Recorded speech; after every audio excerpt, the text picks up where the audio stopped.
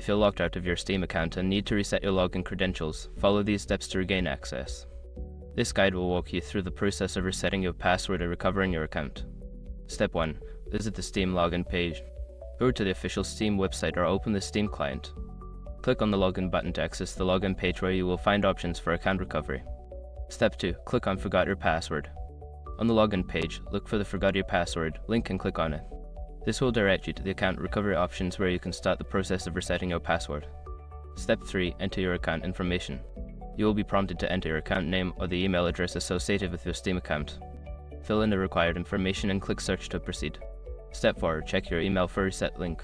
Steam will send a password reset email to the address associated with your account. Check your inbox and spam folder for this email, then click on the link provided to reset your password. Step 5. Create a new password.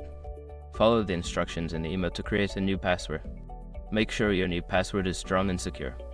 After successfully changing your password, you can log into your Steam account with your new credentials. Once you have completed these steps, you should be able to access your Steam account again. If you encounter any issues, consider reaching out to Steam support for further assistance.